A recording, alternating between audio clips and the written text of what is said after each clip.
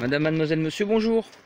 Alors aujourd'hui je vous fais une petite vidéo pour vous expliquer comment je fais pour sélectionner mes graines de tomates pour l'année prochaine. Donc ça fait 3 ans que je m'y colle et 80% de ce qu'il y a là ce sont mes propres graines que j'ai sélectionnées. C'est que des tomates pratiquement ici, hein. Ah, là il y a du tabac, mais bon, faut pas le dire. Et là par exemple voilà, les semis du mois de février, on est à 40 cm, on a un pied trapu, ça n'a pas filé. Là on a de la voyageur, on a de la crème sausage, on a que des variétés anciennes. Donc comment je fais pour sélectionner mes graines? Alors parce qu'attention, les graines que vous achetez sur internet, chez les grainetiers, même les grainetiers réputés, un taux de germination 50%, hein. Voilà, donc cette année je suis arrivé sur certains trucs à 100% de taux de germination. Alors voilà, quand je sème, je note ce qui est, par exemple ici on a l'Odessa. Odessa, ça vient de Cocopelli, il y a 6 sur 6 qui ont germé. 6 sur 6 noir poire, ça c'est la mienne, 2019. Miel du Mexique 2019, 6 sur 6. Rose pépé, c'est une tomate que le pépé nous a amené du Portugal, c'est la tomate rose à mon avis, 5 sur 6, etc., etc. Donc déjà je note le taux de germination. Le semis se fait en presse-motte. Alors j'ai fait une vidéo sur le presse-motte, hein. Vous n'avez qu'à aller voir comment je fonctionne. Donc le semis se fait au presse-motte.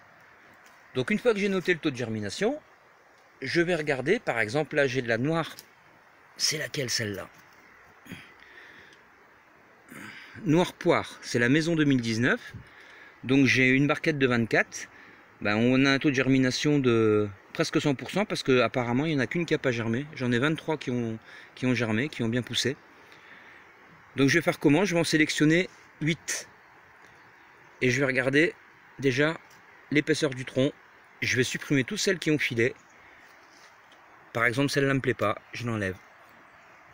Et puis voilà, et puis petit à petit, je vais me retrouver avec les 8. Celle-là, elle est petite, je l'enlève. Avec les 8 meilleures. Une fois que j'ai sélectionné ces 8 meilleures-là, je les mets en godet. Donc godet à environ 35 centilitres, en gros. Et là, cette année, on a eu moins 4 degrés, on a eu le gel. Donc j'ai perdu quelques pieds de tomates. Voilà, j'ai gardé les pots. J'ai perdu tous ces pieds de tomates là. Donc pour moi, c'est des tomates qui n'ont pas résisté au gel. Donc j'ai pas encore fait le bilan. Par exemple, la cœur de bœuf charbonneuse, elle n'a pas résisté au gel, etc., etc. Donc je verrai par rapport à ce que j'ai noté là, ce qui a résisté au gel ici. Et ensuite, je les mets dans des pots de 35 centilitres et je vais aller regarder la plus belle. Par exemple, là, je vois, on a de la Blue Dancing.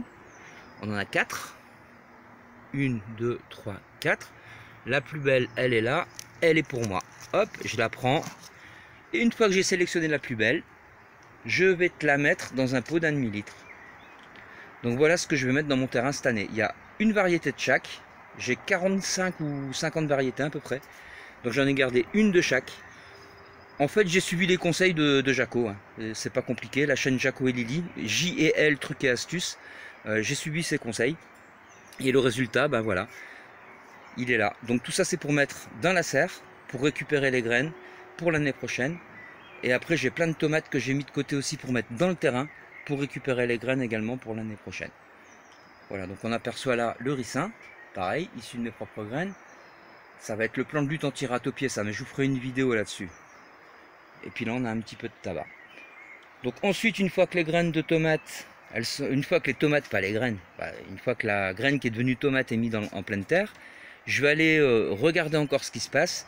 Et je vais mettre après, encore une fois merci Jaco, hein, je vais faire comme ça cette année, ça c'est sûr, des sacs de Gorgonza pour pas qu'il y ait de pollinisation croisée, qu'il y ait d'hybridation des pieds de tomates. Donc je vais être en mesure de produire des graines, je pense un peu atomiques, quoi. Voilà, donc à suivre, abonnez-vous, mettez un pouce, et puis n'oubliez pas que toute critique est constructive si elle est justifiée. Madame, mademoiselle, monsieur, bonsoir!